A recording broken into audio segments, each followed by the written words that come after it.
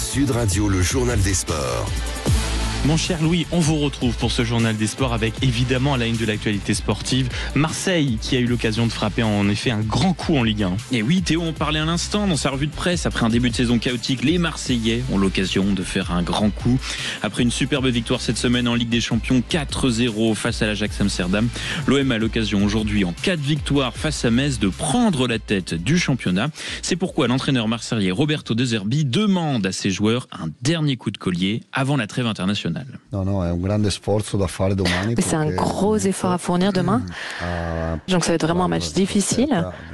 Et qui plus est à l'extérieur, à part contre Strasbourg, on a encaissé des défaites. Donc si on veut remporter le match demain, il va falloir bien jouer, être cynique en attaque et vraiment exploiter au mieux les occasions qu'il faudra créer.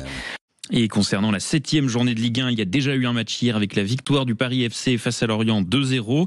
Aujourd'hui, 3 matchs au programme Metz-Marseille donc à 17h. Nous aurons ensuite un derby de l'Ouest entre Nantes et Brest à 19h. Et enfin, Auxerre recevra Lens à 21h05. Et j'apprends le terme, grâce à vous, mon cher Louis de Kergollet, qu'il faut être cynique en attaque. Je ne sais pas ce que ça veut dire, mais j'adore l'idée. Et puis en rugby, cette fois-ci, très gros coup de Provence Rugby face à Grenoble. C'était en Pro D2. Ouais, c'est vrai que sur le papier, la confrontation paraissait plutôt très avantageuse pour les Grenoblois. Surtout que le match se passait au Stade des Alpes. On sait, c'est toujours compliqué d'aller gagner là-bas. Alors certes, Provence Rugby est passé par la petite porte en s'imposant d'un point 24-23, mais est passé tout de même dans une fin de match haletante. Et c'était à vivre évidemment en direct sur Sud Radio. Plus que moi, l'énorme poussée du FCG, mais c'est conservé par Provence. Harrison qui allait trop loin. Attention de ne pas se couper du soutien. Oh là là, l'international anglais qui a peut-être fait n'importe quoi là avec cette immense course, mais c'est conservé finalement par Provence. L'exploit de Provence Rugby qui s'impose au Stade des Alpes, score final 24-23. Le public est circonspect, mais le staff des Provençaux peut exulter, peut exploser. Succès tonitruant d'un point certes, mais quelle victoire de Provence qui fait tomber l'ogre grenoblois à domicile. C'est l'épilogue d'une saison en enfer pour les Grenoblois. Et avec cette victoire, Provence repart un peu de l'avant, récupérant la 9e place, alors que Grenoble reste à une décevante 7e place. Dans les autres matchs, hier soir, Colomiers a asphyxié Agen pour conserver la tête du championnat, 31-5. Brive a cartonné Oyonnax, 33-18. Béziers s'impose largement à Carcassonne, 31-19. Tout comme Nevers face à Soyaux-Angoulême, 33-10. Aurillac s'en sort face à Biarritz, 19-13. Et Valence-Roman est allé gagner à Mont-de-Marsan, 35-21. Et puis en rugby, toujours, mon cher Louis, un très beau programme pour la 5e journée du top 14. Exactement, avec pas moins de 6 matchs pour le menu du jour. Il y aura notamment une rencontre très intéressante à suivre. Ce sera entre Clermont et Montauban à 16h35. Au classement, Clermont est 12e, Montauban 13e. Alors il est encore trop tôt pour parler de match de la peur. Mais l'ASM se doit de gagner le match sous peine de basculer dans une crise sportive. C'est pour cela que le manager Christophe Furios a invité ses troupes à monter gentiment mais sûrement le curseur. Franchement, on doit arrêter avec ce côté gentil, donner, offrir, c'est plus possible quoi.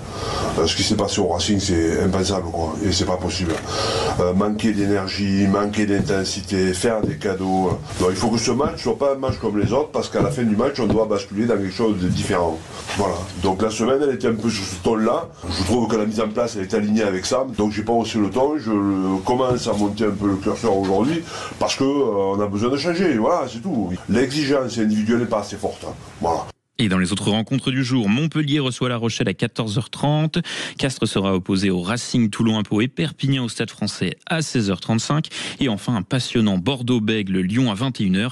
Journée de top 14 à vivre et débriefer avec toute l'équipe de Sud Radio Rugby, évidemment. Bien sûr. Et puis un petit tour quand même du côté du cyclisme, mon cher Louis, parce que Pauline Ferrand-Prévot ne participera pas au championnat d'Europe qui démarre aujourd'hui. C'est quand même une très mauvaise nouvelle. Bah oui, car on sait, elle était ultra favorite. On le rappelle, Pauline Ferrand-Prévot, lauréate du dernier Tour de France féminin, championne olympique en titre, rien que ça. La Française qui en plus aurait eu l'avantage de jouer à domicile pour cette édition qui se déroule dans la Drôme et l'Ardèche. Dans un post sur les réseaux sociaux, elle annonce s'être fait opérer de la cheville gauche après une performance en demi-teinte aux mondiaux où elle a fini 16e. PFP, comme on la surnomme, a préféré faire l'impasse sur ses championnats afin de revenir plus en forme pour ses prochaines échéances. Et on lui souhaite bien sûr bon courage et surtout bon rétablissement. Et puis vous parliez de médaille olympique à l'instant, un autre s'est illustré hier dans une discipline, ma foi, peu commune, c'est le kayak. Voilà, souvenez-vous, c'était l'une des toutes dernières médailles françaises qui nous avait fait grimper dans le tableau des médailles aux Jeux de Paris. Il s'agissait de Titouan Castric, 20 ans, qui s'était fait un nom devant le public français. Eh bien, il faut croire que les Jeux de Paris n'étaient pas un coup de chance, puisqu'il est en train de tout rafler sur ces mondiaux en slalom. Après avoir remporté l'or par équipe mercredi, il s'est de nouveau illustré hier en remportant l'or en individuel.